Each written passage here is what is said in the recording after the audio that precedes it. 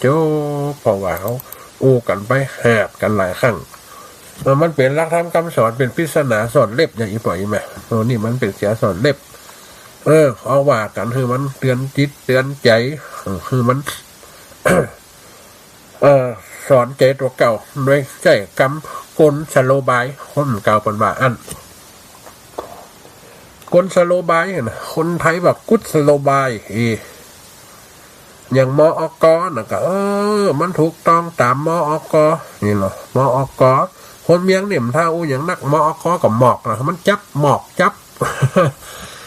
จับปีมจับหมอกจับพริกจับแกจับเหมาะจับหมอกอันนี้คือว่าไปได้บะพิษบะเพี้ยนบะแตกต่างอันนี้คือได้มอกมาตรฐา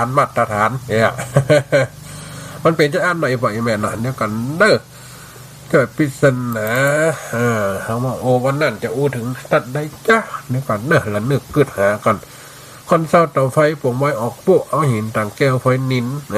หันแป้งลำกาเป็นแสงเมืองจินฝุ่นหล่อลักดินปวกกินจนร่อนมาโอ้ถึงเนี่ยจ้ะฝุ่นหล่อลักดินปวกกินจนร่อนอันนี้เป็นปริศนาปูนหล่อลักดินจะได้แบบปวกยังกินได้ นี่บอกแม่พอกะบ้านจองเดียวเนี่ยจะเป็นไม้จะเป็นฝากจะเป็นฟ้านี่มันใครมีนะใหญ่ยังหมูนี่ใจเล็กใจหลวใจซีเมนต์ใจหินใจทรายปูนหล่อลักดินปวกกินจนร่อนปวกเนี่ยคืออันยังอำนาจเงินนะอำนาจเงินตกใส่ญาตายตกใส่ความเป็นลาบตกใส่บาปยังเป็นบุญนี่ตกใส่กุลยังคือเป็นโจทย์ได้นี่จ้างฟ้องคดีกันฟิกคดีกันปิดคดีกันฆ่ากันตายยิงกันตายหลายอย่างอย่างบ้านเมืองปุ่นปีตีนังคนชั่วคนเลวยังกลายเป็นคนนี้ได้เพราะว่าอย่างอำนาจเงินมันก็ฮีปล่อยแม่เนี่ยปุ่นรอลักดินพวกกินจนร่อนปัจจุบันนี่น้ำกินเฮือกินน้ำกินไฟกินเอาไอ้ยังฟ้อมกินแกงเจ้ามาออกไปกาดละแต่ว่าจะไปไหนจะไปซื้อของในกาดนี่กันตัวเอาตังไปลอยเจ้าเอาตังไปลอยไปกัดเจ้าเนาะติวสายนะไปถึงบ้านไปถึงการไม่กล้าปุ๊บนมเต้าหู้ไม่หั่นปลาท่องโกไม่หั่นเอาละจีกปลาท่องโกใส่ปากปุ๊บกัดก้นนมเต้าหู้หรือว่าโอวันตินเนาะมันสงขายตามแล้วก็กุ้งแกงสีปากต้องโจกใส่ปากเสียงไปแล้วปลาท่องโกตัว5 บาท2 ตัวกับ10กาแฟเหี่ยแก้ว10หรือโอวันตินนมเต้าหู้แก้ว10เสียงวันละเช้าเสียงละเช้าเอาอย่ามากินเอาฟีนพอปลาทูอันนี้กับฟักกาดอันนี้กับจีนอันนี้กับปลามา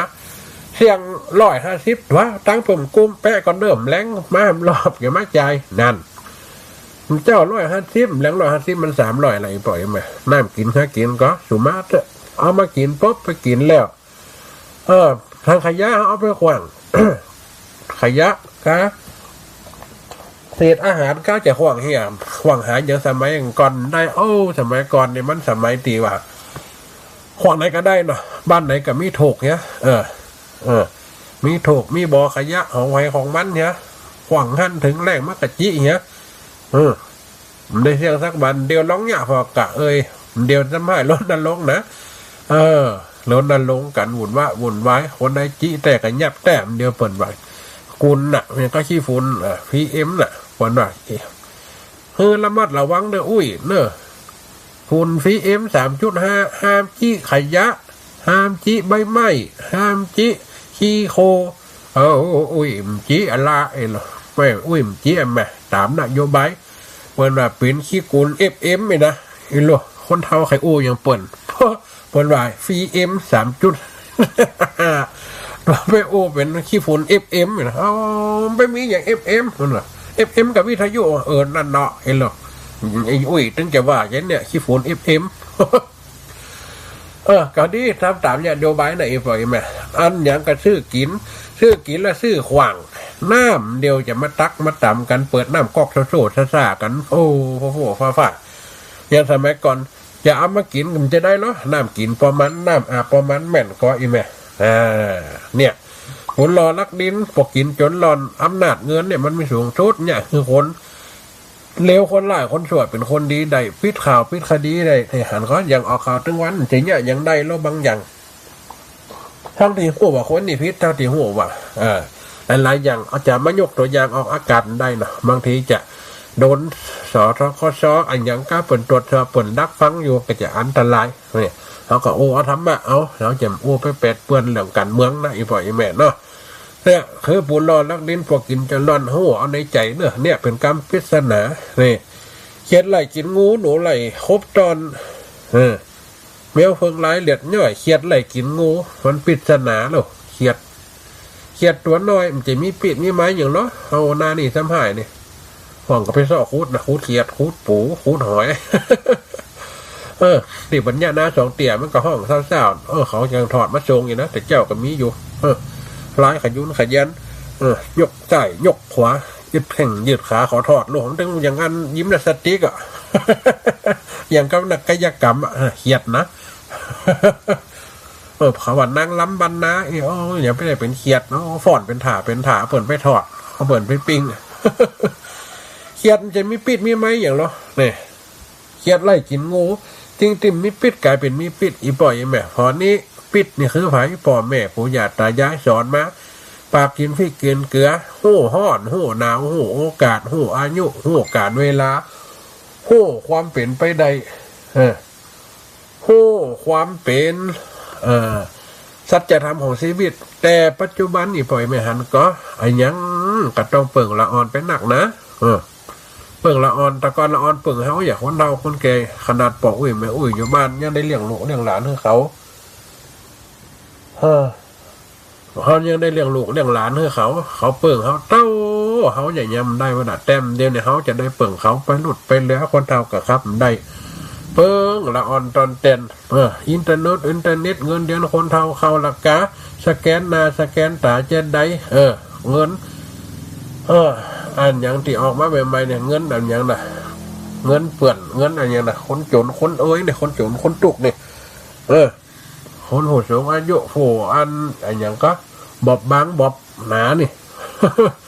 เขาก็ได้เปิ่งเขามดเปิ่นเขียยิ้มย้ายโอ้ยยิ้มน้อยๆสแกนนายยิ้มได้พันจักเกี้ยวอย่าฟ้องใครหัวฉุมาเป็นเพราะ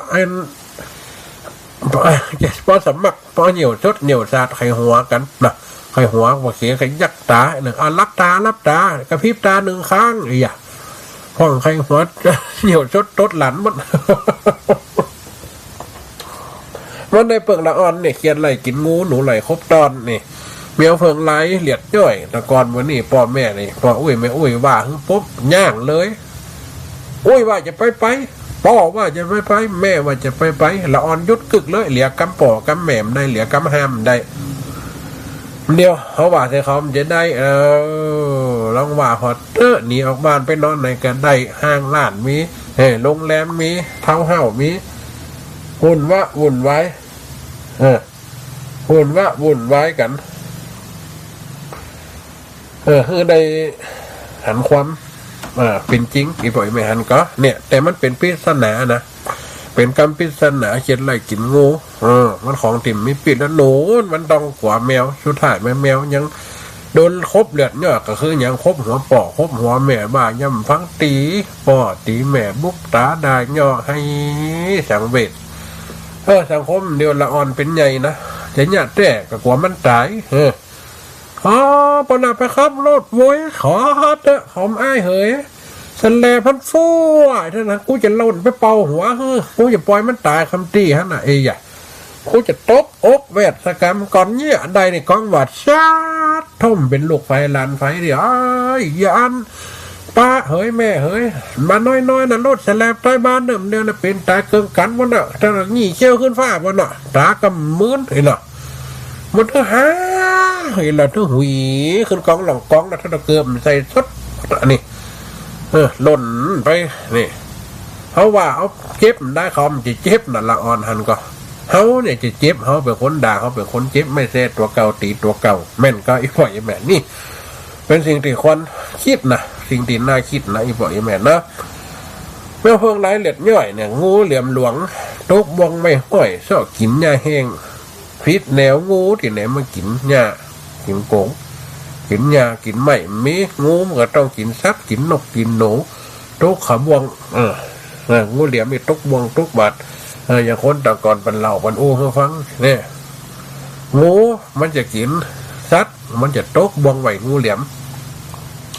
มันโหละมันเอาเดียตะก้องไว้ละหน้าที่เปิดเอาเดียมาแปลงมหาเสน่ห์นะอีปล่อยแม่นะคนที่เปิดถือกระถมกระถาเปิดกระช่อหาจะอันหรอก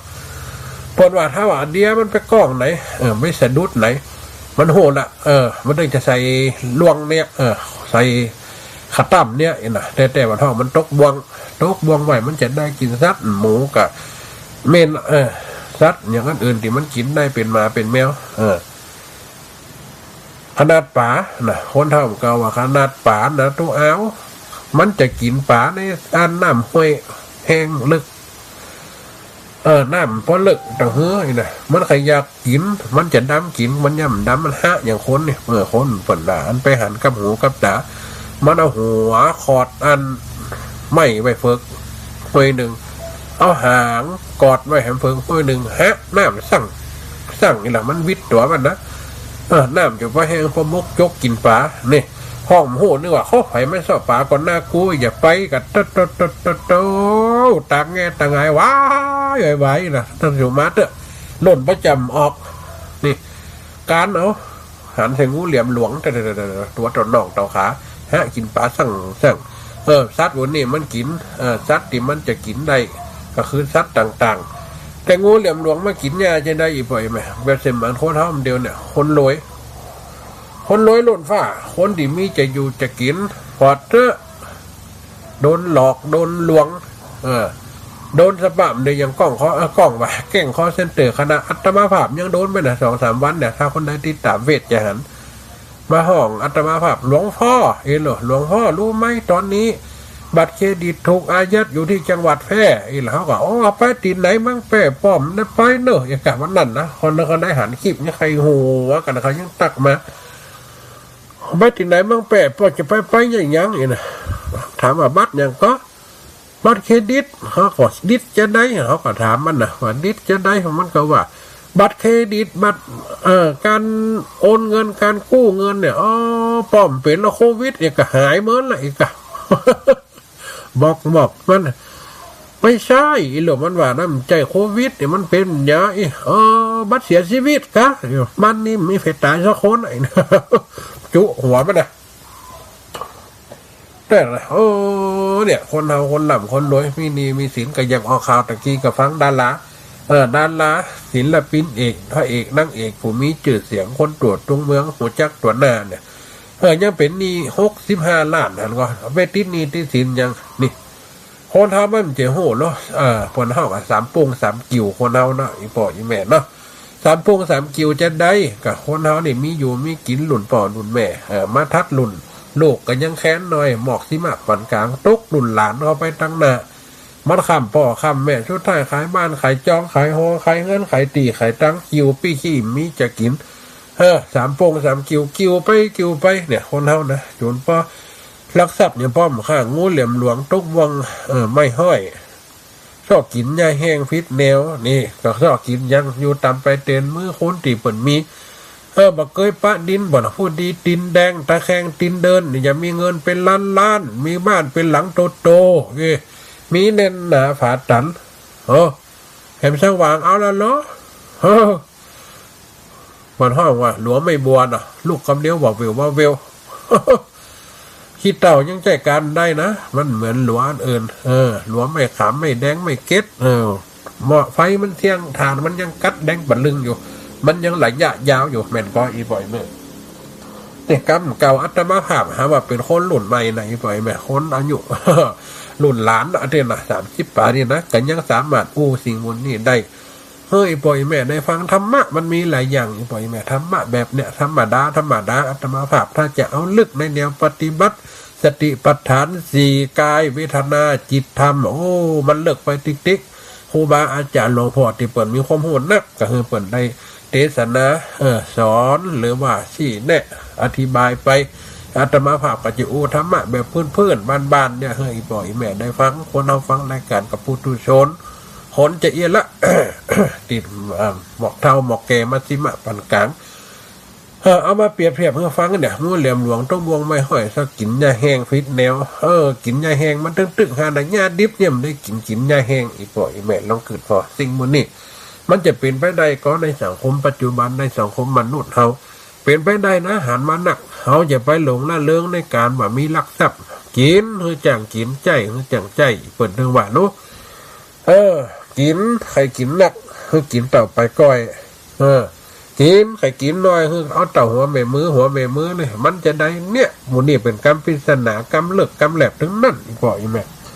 กินนักคือกินเต่ากินก้อยจะได้ก้อยย้อมกะเขามีจีนโลหนึ่งเป็นเสมียนว่านะเขามีจีนโลหนึ่งเอาจีนหมูก็ได้เอามาจีนวัวจีนควายนะจีนหมูจีนโลหนึ่งจีนหมูเขาแบ่งเป็น4 ส่วนโลมันมีอยู่10 ขีด2 ขีดนี่ตากแห้งไม่แกงใส่ฟักแก้วฟ่องแกงใส่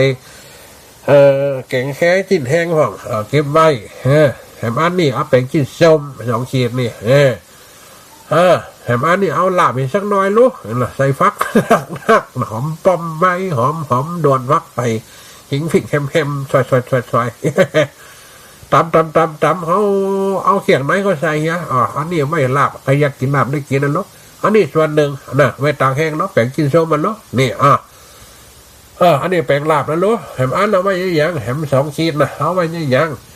ก็เก็บใส่ตู้เย็นไว้กันได้ก็มันก็เอาตากเอายางไว้สิ่งที่มันจะดีสิ่งที่มันจะดีนักที่มันจะเก็บไว้ได้เอาแกงใส่ฟักใส่ไม้เอาไว้เอฟเหี้ยเอาไว้ยังเหี้ยมันก็จังกินมันก็กุมแล้วในขี้มือขี้ขาบอีบ่อยแม่เนี่ยเพิ่นใครกินนักหรือกินแต่กินก้อยเห็นแต่กินก้อยคือว่ากินก้อยยอมไหมมันก็มีคุณค่าอาหารเต้าด้วยกันโปรตีนกันได้ครับด้วยกันได้ถึง6 ขาบ5 ขาบ6 ขาบมันก็สมทบกันกับโปรตีนกับเต็มถ้าอีหมอตีว่าใครกินนักแต่กินใครกินน้อยกินแต่หัวแม่มืออีนี่มันได้มาปูนี่มันได้มาหญ้านี่มันได้มาจีนมาโลจงเห็นหน้าเขียงบ้าถัด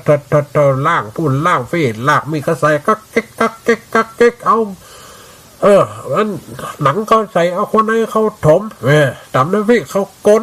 ลูกอย่าไปว่าน้ำลายปวกเอาเลียดบีบกระใสแดงปลึงกินเห็ดกุมขับเดียวอย่างฟ้าเขาถ้าโต๊ะขี้ปุ๋มขี้ปุ๋มนี่นะเขามาถามซื้อร้อยกำขายนี่โลเสียงเพี้ยนล่ะเอาอย่างมันเนี่ยกิน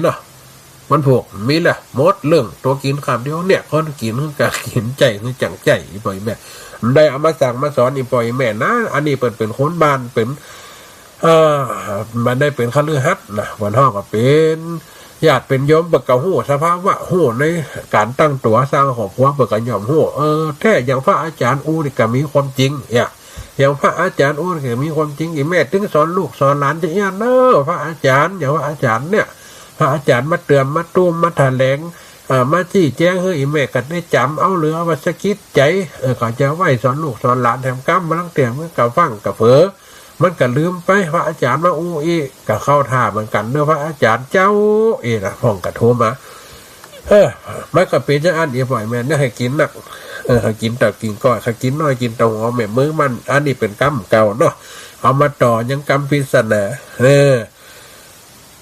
งูเหลี่ยมหลวงต้มวงไม่ห้อยชอบกินหญ้าแห้งพริกแนวไก่น้อยหย่อมหุ้งนี่กำปุ่งหย่อมเหลวไก่น้อยหุ้งเหลวนี่มันต้องชอบกินไก่น้อยหรอ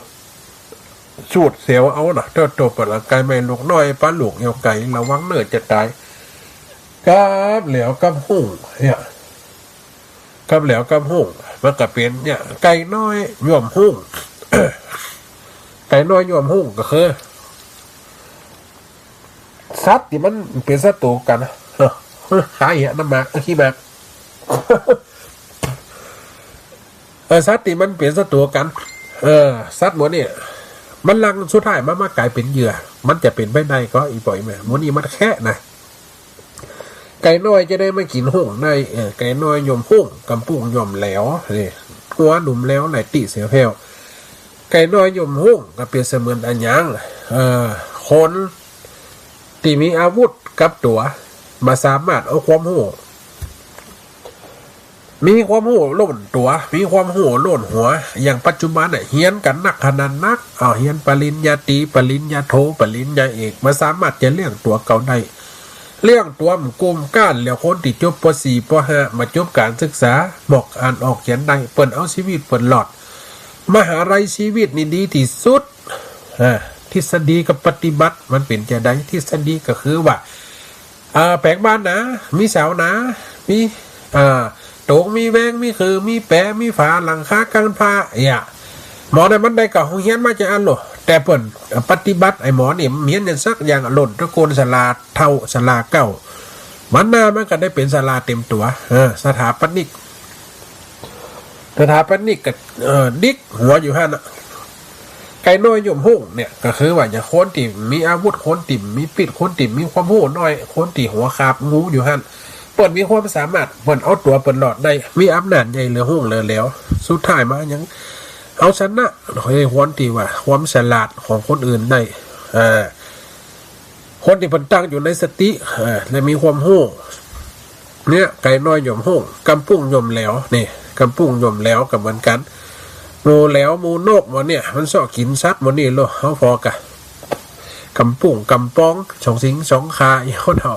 กำปุ่งอันที่เขาไปชอบถ้าตามบ้านเขานี่กำปุ่งนี่หล่นเว้ยนะมันจะไปใส่แหน่งอยู่ ใส่ตาคายใส่แหน่งใส่มองอยู่เต็มฝาเต็มเฮียนเขาพูดลำจีหันตัวมันมีไก่ใหญ่แต่กำปุ่งตีตามปลาไม่ตามหนตางอันนั้นจะสาวไหวปล่อยแม่ฮันก็แต่เดี๋ยวยังมันใส่ไฮนี่นะจากสายมากำปุ่งแก้วก็กำปุ่งดำกันเดี๋ยวหล่นไว้ยังเขาไปเอานาไปต้งโก่งเขาใส่มันห้อยว่าอย่างห้างมันนะหรือว่าไงมันนะติดหน้าติดตามือบ่หิมคืนบดชัดมันนี่เป็นอาหารของนกของหนูอย่าเนี่ยโมแล้วโมนกโมเนี่ยมันสูตรมันก็กินติวไปมันตัวใหญ่ลูกมันยังย่วมกินแล้วได้อันอย่างเนี่ยเป็นเสมือนความสามารถความพยายามความวิริยะอุตสาหะของคนเฮาอีกบ่อยไหมจะไปขึ้นปัดตัวเฮาตำโดยขาดมีปัญญาจะสู้เป็นได้โอ้มเนี่ยรู้แต่เปิดมีความสามารถแต่เปิดมีความโหแต่เปิดมีสิ่งที่พอเท่ากับมีดคมในฝักนี่นะว่านะมีดคมในฝักเมื่อคมในฟักสามารถจะตัดจะฟันอันยังก็ได้แม่นก็อีปล่อยแม่นี่ไก่น้อยยมหุ่งกับพวกยมแล้วง้อหนุ่มแล้วไหลตีเสียแผ่วง้อหนุ่มแล้วก็เหมือนกับเปรียบเสมือนเดียวกันเสือมันจะออกกินงัวเป็นอาหารกินควายเป็นอาหารกินคนสมัยก่อนเป็นเลี้ยงไว้มันยามาเด็กมาเน้นมาฆ่ามากลับไปกินได้ง้อหนุ่มแล้วไหลตีเสียแผ่วเป็นเสมือนอะไรอย่างคนเฮาที่มีกำลังมีกำลังปอละคนติ่มมีกำลังปอกำลังในที่นี่มันคืออย่างกำลังวังชาคือความขยันเสียแผ่วถ้ามันได้หล่นงัวจะไปตันมันยังคนเฮาบ่นว่าฟ้องกินอย่างตันฟ้องกินอย่างตันว่ะเอาใหม่ฟ้องกินอย่างฟานฟ้องการอย่างเต่านี่มันยังเรียกตัวมันกุมอีบ่อยแม่หันก็ฟานนี่กินปุ่นน้อยเพน้อยอย่าหกหันน้อยหกนิดน้อยอมกอกให้แกนหล่นไปซ่อมด้วยตังกินยาเงียบได้ยินเสียงไม่ฮักแควมันกันหกลึกกักตันฟานมันก็เรียกตัวมันกุมเต่ากับมันกันเต่ากันย่างตักเต่งงักเงกตีนก๋วยเต่าก๋วยยันขึ้นฝาขึ้นห้วยไปปะยาก็กินปะเฮ็ดปีในออกเฮ็ดเตี่ยน่าจะได้กินมันก็ยังเลี้ยงตัวใหญ่ได้จะได้กินนมอย่าคนเนาะหันก็เกิดลูกมาละอยู่ในไข่หันมันก็สามารถเลี้ยงตัวมันได้กล้วยเป็นกล้วยไปอยู่ไฟไม่ขอนเนี่ยกะ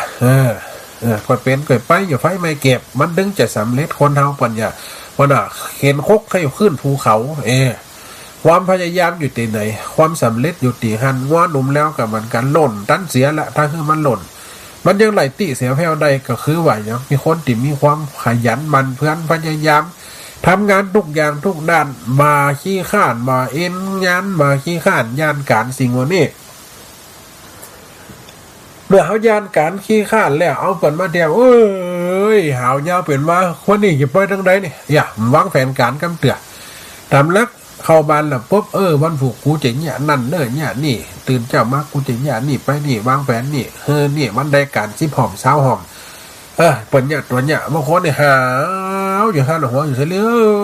วสุมาเตะบางคนรับอยู่ขี้ข้านลุกไปเหนียวใครเหนียวเข้าแจ้งแจ้งเทวตะวันนี่แจ้งเทวตะวันพายนี่กันได้ตะวัน5นี่กันได้ฟังขึ้นอย่างเตี้ยรับอิ่มเต็มกับแก่เนี่ยแจ้งเพียงเหนียวตัวเก่าบางคนมันจะใครเหนียวครับป้าไม่ยังเอกมันยังโอ๊ตไปฮันมันตะโกนขี้ข้านเพื่อนหากินต้านเปิดเกียรฟ้องกินอย่างฟานของการอย่างเต่ามันยังเรื่องเตี๋ยวมันกุ้มนี่หันก็ว่าหนุ่มแล้วแหละตีเสียแผ่วจะว่าไปแฮมสัก2 อันเนาะว่าแฮมไปสัก2 อัน3 อันควายปูดตายมันฟันตายเสาแววถูกแห้วเจียกเส้นบวกก้องบันเดียวหันละเนาะกฎหมายไทยหันก็โมอย่างก็ LGBTQ โมเป็นหญิงสามารถแต่งงานกันเป็นหญิงได้ปลดใจแต่งงานกับปลดใจในทะเบียนสมรสเปิดกันรองรับอนุเดียวนี่หันก็มันยอมจะให้ไปหันไปนะเป็นอย่างควายปูดตายมันเนี่ยควายปูดที่ไหนมามันใดปัจจุบันหันก็แปลงใดทำใดทุกอย่างทำกิบทำเกือบเด็กหลอดแก้วแต่งงานข้ามประเทศข้ามสายพันธุ์เนี่ยข้ามเพศมันเดียวเนี่ยเขาบัดได้เอากันมาเปิดห้องกับบุรี่อีละคนเดียวห้องได้มาบุรี่บุเหลือจักอย่างเขาว่ามันเปลี่ยนไปใดแล้วว่ามันเปลี่ยนไปใดสังคมมาเดียวมันกันย่อมจักคือหันความเป็นจริงความประจักษ์เนี่ยสังคมเขาสามารถอยู่ได้ควายปูดไตมันก็คือเป็นเสมือนว่าอิสระภาพย่อมจะมีแก่ทุกคนโลกภัยลานภัยเป็นจะอีกับมีนักปันคิดเต๋อป้อมจะว่าคือกันอย่าไปทำร้ายเขาเลยนะคือกำลังใจเขาคนเฮาบุพกรรมมันมีลูกสิ่งวันนี้นะไปอ่านได้เถอะไปทำมาบดมาเจียนเราไม่ถามอาจารย์มหาสมศาสตร์ก็ได้ถามหลวงพ่อพระครูอภิวัตเขากันได้ว่าวันเนี้ยยิง2 เพศชาย2 เพศเนี่ยมันย่อมมีตั้งแต่สมัยโบราณหรือพุทธกาลทุกประเทศทุกศาสนามีหมดถ้าตั้งพุทธศาสนาก็ว่าเป็นบุพกรรมของเขาเปิดว่าอธิตาตาจาดก่อนเป็นคนติดเจ้าสู้เอาคนหลายมีเมียนักมีผัวนักเกิดมาจากนี่เปิดเลยมาเป็นคนบุคลิก2 เพศเนี่ยเพื่อเป็นการประนามตัวเก่าเนี่ยนะเปิดว่าตามบุพกรรมนะเขาก็ว่าไปตามหลักพุทธศาสนาควายปูดไตมันฟันไตเสวลเนี่ยถูกเหี้ยวเจียกเส้นบ่วงก้องเหตุตึกฟานกัดจากคนเฮาเก่งเต็มแป้คนพ้องคนเก่งกว่าคนขยันติวัดตะกี้มันจัดตรงข้ามนะตีงัวหนุ่มแล้วเลยตีเสียแผ่วมันตรงข้ามจะได้ฟานติไหนจะมาตายถูกเหี้ยวอีกบ่อย่างแม่เปรียบเสมือนคนเฮาถ้ามีความจริงใจมีความขยันมันเพียรก็สามารถอยู่ได้แต่ว่าคนเฮาถ้าเก่งล่ำไปเก่งแต้มแป้คนพ้องเก่งล่ำไปหรือว่ามีความสามารถเกินตัวเนี่ยก่อนว่าจะไปอวดตัวจะไปอวดมีแหงจะไปอวดในแยงสาวน้อยอย่างก่อนถึงว่าเนาะจะไปอวดนั่นอวดนี่คนเฮาเนี่ยแห่ดึกฟันสุดท้ายจะมาไต่ถูกเหี้ยวถูกล่วงความเก่งหรือว่าความใจสติหรือว่าความแบบพลาดพลั้งเนี่ยควรห้องสติมาปัญญาเกิดสติตะเลิดจะเกิดปัญหาคนเขาถ้ามีสติสตังหรือว่ามีสติสัมปชัญญะเนี่ยลืมความรู้ตัวอยู่ตลอดเวลาคนเขาย่อมจะพังเผลอย่างสีตีนยะหูฝันเลิศเนี่ยซูบเกิบยะหูปีนข้างข้ายังตาพอตำบลไปกาอีกอย่างตาพอที่คนโลดปนหลับกับสุมาเดิมพอตีนข้างหนึ่งกีบข้างหนึ่งสุก หลายคนนะไปว่าอย่างอาตมาภาพนี่ก็เกิดมาแล้วหีบไปอย่างงานที่ไหนไปในเวียงกันซ้ำนะโตเหี่ยวลงโลดปุ๊บข้างไหนเป็นหัวกีบข้างไหนเป็นเกือบสุกเอาแล้วจะเป็นได้โซ่ซื่อทั้งนากะจะใส่เนื้อกับไอ้เปิดอย่างตำลิงกับว่าสีมะเมาหัวฮะวันนี้เองนะแต่ไปพอตีนแข่งว่าเขอข้างหนึ่งกีบข้างหนึ่งสุกเนี่ยพอน้องกับเจ้าสีตีนยังหูฝันเลือดซุปเกิบยังหูลืมปีนข้างปีนหลายพ่อยังเก่งแต้มแป้คนฟ้องของเขาเนี่ยจะเก่งปันได้กระจ่าง ย่อมจะมีความผาดพลังความพลังเผลอย่อมจะเกิดขึ้นอีกบ่อยแม่ความพังความเผลอเริ่มมันเกิดขึ้นกับตัวเราแล้วเราก็ควรพิจารณาหรือว่าใจสติคิดให้มันดีจะไปให้มันพลาดจะไปให้มันวุ่นวายจะไปให้มันเกิดความเสียหายมาที่หลังเขาต้องใจสติเนี่ยเหตุตึกพันยังตายถูกเหี้ยวมันใจนะคนเขา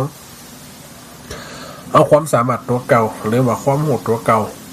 เป็นติจังเนยปล่อยแม่เนอะทุกเอาไม่เหี้ยอย่างก็ถูกเหี้ยวเจ้าแค่บอกก้องปลาลิมหลวงหนีจากบวกล่องจ้างตายเบื่อหญ้าใบบงนี่ก็คืออย่างปลาลิมหลวงจังหนีบวกล่องปลาลิมนี่มันจะโยนน้ำธรรมดาใช่ไหมมันโยนติดน้ำลึกในน้ำติมีเปอะมีตมติมีซัดให้มันกินปลาลิมนี่เป็นซัดติเป็นปลาที่กินซัดมันจะนายจะเน้งกันเสมือนว่าคนจะหนีเข้ามาในศาสนา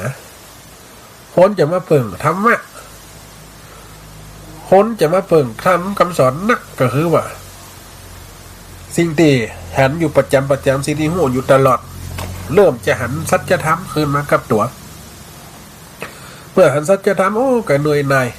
ละกับสิ่งนี้ดีกว่าเข้าจากที่เป็นปลาลิ้มปลาใหญ่อยู่น้ำลึกเนี่ยอย่างบนว่าตัวเป็นปลาซะจะไม่ว่ายน้ำเก่งคนมันมีความหู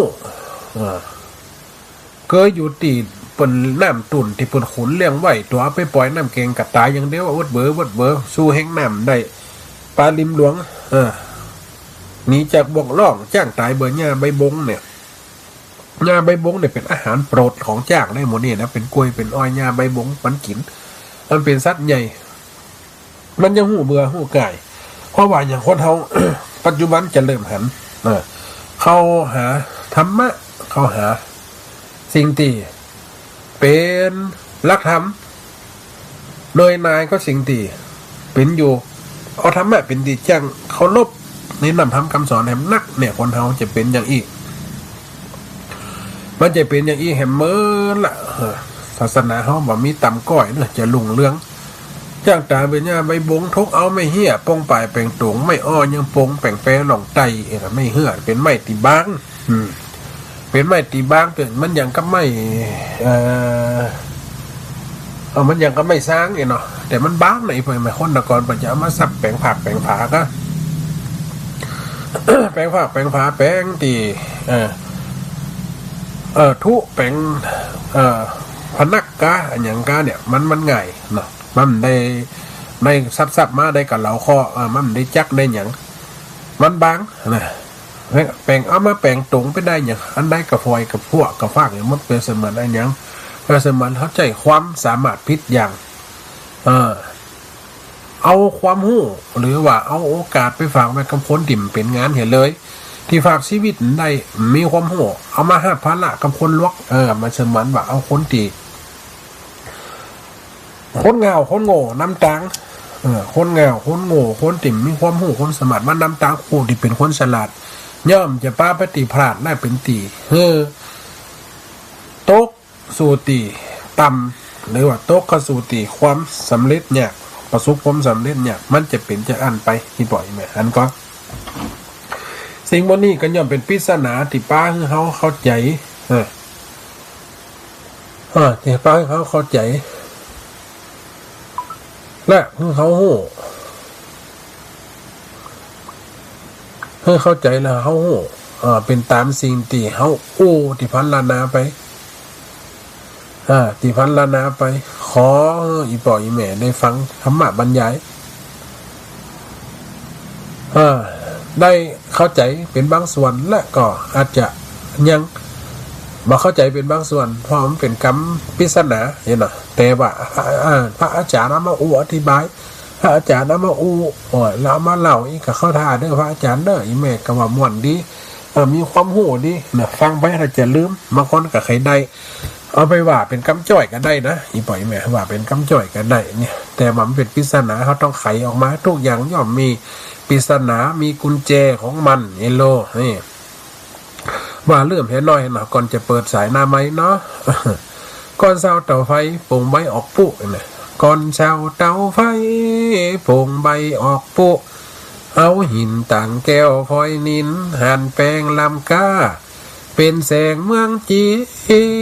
นปูนหล่อลักดินปวกกินจนร้อนเขียดไล่กินงูหนูไล่คบตอนแมวเพิงไล่เลือดย้อย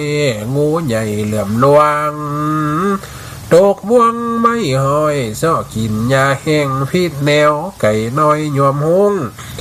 กำปุ้งยวมแล้วงัวนุ่มแล้วไล่ติเสือแผ่วควายผู้ตายมันฟานตายเสววถูกแห้วเจียกเส้นบ่วงก้องป่าลิมลวงหนีจากบวกล้องจ้างตายเบื่อหญ้าไม่บงโทกเอาไม่เหือป้องไปแป่งตรงไม่อ้อยังปงแป่งแปรลองไตกวางกินมาในข้างตากับใส่ป่าตายปันใหญ่กำปุงหูข่าวมีในเมืองปิงเผายุงพระตายเบื่อเข้าปูจากลางตกโดนไม้บวนตายเบื่อป่าบะหินยังวังโป่งใบออกตนนกดันอยู่หูโดยหนูกับโอนแปลงลูกห้อยบนเก่าไม้หัวกับควายไต่กินสอดไส้ยังงาต้นใหญ่ให้ลงป่าเย็นนอนพักยัดกิ่งไม้สูง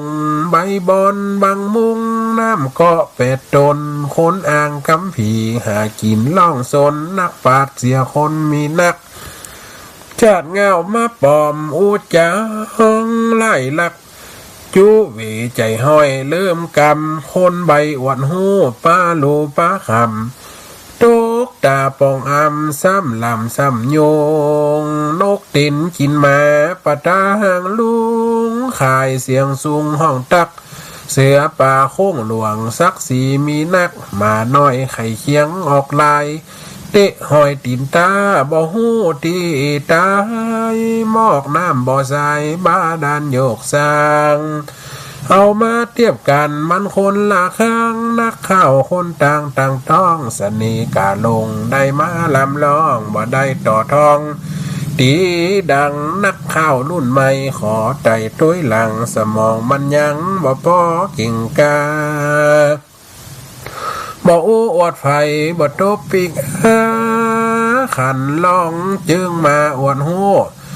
แต่งหมอกม่วนใจใจตังกะทูมาจ่าว่าโอ้คนใดน้ำแก้วหน่อยนักบ่ฟักมีใจบัดเตาแดงไหนเม็ดเจือแก่นหน่อยได้เขียนสำนวนรวบรวมกำห้อยเอาเป็นแนวลอยจิมเตอสะบันง่ายมลำปลายใบตั้งลังจะบอดย่างกันกาไอ้หลมมันยาวอีพ่อยแม่นะคำปริศนานี่นะเอามาเล่ามาจ่าให้อีพ่อยแม่ได้ฟังนะเวลากันไหลตันตังกลมาละ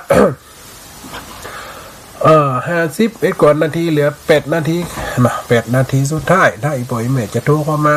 ทักทายกันก็ได้หรือว่าถ้าโทรเข้ามาอาจจะมาผักก็จะอู้เฮอจนหมดเวลาแล้วก็คืนสถานีตั้งคืนไปนะอีบ่อยแม่เนาะอย่างที่อาตมาภาพอู้ไปบรรยายไปกับเป็นมากับปริศนากรรมสอนหรือว่ากรรมทำวันนี้เป็นเสียซ่อนเล็บมันนะเป็นกรรมที่สอนแบบบางใบฟังเฮอเข้าใจแล้วเอาไปสอนตนเองบางคนก็บ่เข้าใจเพราะมันกรรมมันเลิกอาจารย์เอามาแปะเอามาอูมันเป็นจะอีโลอีแม่ก็เข้าใจพอจะหูละสาธุจะเลินพรโยมแม่ยายวินเนอร์เจ้ากับพระอาจารย์สาธุโยมแม่เจ้าจัดม่วนนะพระอาจารย์วันนี้จัดแทนพระอาจารย์มหาสมศาสตร์แกเขาม้ามตันสาธุโยมแม่เจ้าคำปริศนาตอนนี้ก็ม่วนดีนะพระอาจารย์น่ะแม่แหละเดี๋ยวถ้ามีโอกาสก็จะเอาเหล่าเฮอมันมดกินนักก็ไปก้อยนั่นน่ะกินน้อยนั่นให้ตัวหอยมือนั่นน่ะเปรียบเทียบให้ฟังหน่อยสาธุนะพระอาจารย์สาธุโยมแม่เนอคำสอนนะดีแม่พระอาจารย์สาธุโยมแม่เนอจากพระอาจารย์เนอสาธุสาธุ สาธุโยมพรโยมแม่สุคน เจ้ากับไว้สาเจ้าแม่ชุกเตี้ยว โยมแม่สุแก้วนะ เงินห้องละปูนเด้อ สาธุเด้อแม่เด้อวันนี้เขาแทนว่าอาจารย์เป็นเด้อ เจ้าโอ้ฟังกระเมื่อเข้าทีละเด้อ ครับ โอ้ทำให้ผู้สูงวัยผู้สูงอายุมีความสุขเด้อได้ไข้หัวโตย สาธุเด้อโยมแม่เด้อ ว้าวมันเป็นธรรมะสอนใจ นั่นนะมันสม กิน บูรณ์ แล้วจังแจ้งกินแจ้งแบงเข้าใจดีเด้อเจ้า สาธุเด้อ กลับไว้ช้าสาธุดักเจ้าเด้อ สาธุเด้อโยมแม่สุแก้วสาธุโยมแม่พรนะถ้าโทรมานี่ไลน์นี่ทำฮับจะโทรติ๊กอ่ะจะโทรหลังไม้ก็จะโทรอยู่ สาธุ เราจะเกิดเนาะใช่ สาธุโยมแม่โยมย้าย ทั้งการแต่อธิบายเจ้า ดีไก่แม่นะวันนี้เข้าแตนฮะ มาตื่นเอาเฉียงชายค่ะ มาแตนท่านพระอาจารย์มหาสมศาสตร์เนาะเปิดธรรมะบรรยายเขากับบรรยายตามเปิดมันชั่วโมงของเปิดเขาก็จะเอาข่าวมาว่ากำเปิ้งอีนะสาธุ ก็เลยเดี๋ยวนะก็ ว่าไปเลยเดี๋ยวเขาจะขาดตอนกับยายเนอสาธุเนอ เจ้าให้อาจารย์เจ้า สาธุโยมแม่บัวไข่ เจ้า สาธุ นักจัดการเจ้า ข้าไปดังได้วันนี้ วันนี้ไปกดไปเที่ยววัดโพธิ์สถิตมาไป3 คน อันนี้พระอาจารย์ไปดังได้หัวแก้กับบอกให้มันบอกกี่ประจวนนะกันนั่งหนังเกี่ยวมากอยู่ การเมืองฟ้าหันไปเที่ยวกันไหนโมโหนะน้ำตกเจ็ดสอดเมืองกันไหนโมโห ลายนี้น้ำทุกใจซ่อนนะสาธุเนอสาธุเนอโยมแม่เนอ เดี๋ยววันแม่วันเดือนแม่ก็ว่าแล้วเด้อ4 กุมภาเนอะ 4 กุมภาพันธ์และสุขสันต์วันเกิดเนอเฮออยู่ดีมีสุขอายุมันยืนยาวเฮอมีพละกำลังในการทำบุญต่อไปเนอสาธุสาธุ มันที่8มาก็ วันที่8ไปเตะอยู่ไหม อ๋อล่ะ เดี๋ยวจะไปฝากเนอ จ้า สาธุสาธุ เจอกันเนาะ สาธุนะ เจอพวกเอานั่นนะ จะใส่ถุงไปฮะนะท่านลืมอย่าลืมป้ายกันแล้วฮะนั่นเนาะ นั่นน่ะ สาธุเนอสาธุเนอ เจ้าสาธุเจ้า สาธุโยมแม่เรือนแสนต่อ เคยจ้าพระอาจารย์เจ้าแม่ฝันนี่เลย วันนี้ เอ ขึ้ อน มันนี่ละกิจนา หมวนนี่กา เจ้า สาธุเนอ กันแม่ก็เหมือนได้เหล่ากำกันอย่างว่าลืมไปหมดมันเดียวนี้ ใจใกล้แม่อันนี้เขาแต่งคนเดียวนะ อ๋อแต่คนเดียวกัน บะมีแม่ว่าอันนั้น แต่ ทำเอาสาธุ แต่ นะ ตรงนี้มันอย่างนี้นะเป็นอะไรกินโง่หนูกินเยอะน้อยนะ มันอาจจะมาอันแม่สักอันแม่ใกล้กันก็ได้เนี่ย เจ้าสาธุเนอ เดี๋ยวลืมไปอย่างหมดเลย นะ จำใจละ สาธุเนอแม่เนอ และให้กำลังใจนะอาจารย์เนอะ สาธุสาธุเจ้า สาธุเจริญพร อันรับมาตรการเจ้าพระอาจารย์ สาธุโยมแม่ทั้งหลายจ้า กันบอกให้เอาเจ้า นี่แม่สุพินล่ะ ในพิมพ์มันบอกให้เอาเจ้า เสียงเปลี่ยนเฮ้ยแม่ก็ว่า วันนี้เบาเสียงหน่อยบัดตะเบง หล่ะก็ว่าเสียงเปลี่ยนก็ว่าไปพิมพ์กับเม่นนี่แต่ เดี๋ยวแม่พิมพ์จะถามอันปัญหาหน่อยกาเลยเดี๋ยวเปิดเอามาติดเนี่ยเอามาติดบ้านเนี่ยมันเป็นจะได้ของ การแล้วแต่มันมี2ในอย่างนะแต่ก่อนนี่เขาจะอู้แบบโว้ยหน่อยนะแต่ก่อนนี่แต่เปิ่นปูนเปิ่นฆ่ากันเปิ่นกะตีใหม่ไว้ย้องทั้งบนว่าบ้านนี่ปูนแล้วเด้อให้มันทำไปปูนต่อแหมอย่าเปิ่นเอาเป็นสัญลักษณ์อันนะถ้าว่าตามข้อหมายนึงนะแหมอันนึงเปิ่นเอาลูกจากปุ่นมาทั้งลายหน้ามาอย่างน่ะปล่อยไปเอามายันกันอย่างน่ะแล้วมาใส่ การแรกเปิดเอามาติงเฮียนหลังคาสมัยก่อนนะมันเป็นค้านะเปิดตีเอาตับไหวมือมันปึ้งมือมันปิ๋วแต่ก่อนมันเป็นค้ามันบักคืดยังก็แหละมาคืนอีแม่ผมยังมีทำเรื่องอันกันแล้วออกอันดอกออกดอกเป็นคำแล้วยังมีอยู่แล้วเดี๋ยววันนาจะมาเล่าให้ฟังยอดกันแล้วเกิดเป็นคำเนี่ยนะสองผัวเมียนะนี่จะตัวมาถ้าสมมติว่าถ้าพระอาจารย์มีโอกาสนะขอวันอันขอนิมนต์อันอูเรื่องอันอูเรื่องซุ่มประตูบ้านกับกาแลกับนะเจ้าได้ไงแม่ที่บ้านเดียวนี่บ้านญาติยกแม่เนี่ยมันเป็นจะได้บางหลังมันดีนะดีกายแม่เนี่ยเจ้าเพราะมันมีหลายในเนี่ยแม่นอดเนี่ยเขาอูดอกในการเนาะเจ้าสาธุเจ้าสาธุโยมแม่สันทรายน้อยฟังอยู่นะแม่น้อฟังอยู่แม่สบายได้หลายวันโอ้เป็นไงแม่มันเป็นกระดูกทับเส้นแล้วมันอักเสบจ้ะอักเสบแม่ได้25เนาะ2-3 วันนี่เนาะบ่ได้เงี้ยอย่างละจ้ะเพราะแม่บ่ได้เงี้ยเหมือนเราว่า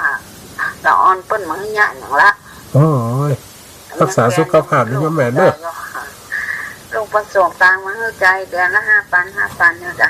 อันถ้ากระดูกอีแม่มันถึงเนี่ยมันเท่ามันจะเป็นโรคนี่กันหนักนะมันเราต้องรักษาตัวเก่าแม่เด้อสุขภาพตัวเก่าต้องรักษาดักที่สุดท่านอาจารย์กองกันเด้อสาธุโยมแม่เด้อพระรักษาทำรักษาสังฆรักษาเด้อโชคดีจ้าพระธรรมคุ้มครองเด้อโยมแม่เด้อพระธรรมคำสอนคุ้มครองหมดเวลาพอดีอีพ่อโยมแม่เนาะขอกะอ่านกับลาครูบาอาจารย์พระอาจารย์มหาสมชาติที่ได้เปลี่ยนเวลามาเฮือนแล้วก็ขอเจริญพรวางจบรายการต่ออีพ่ออีแม่ก่อนเนอะเวลาหมดเวลาเจริญพรสวัสดีเนอะ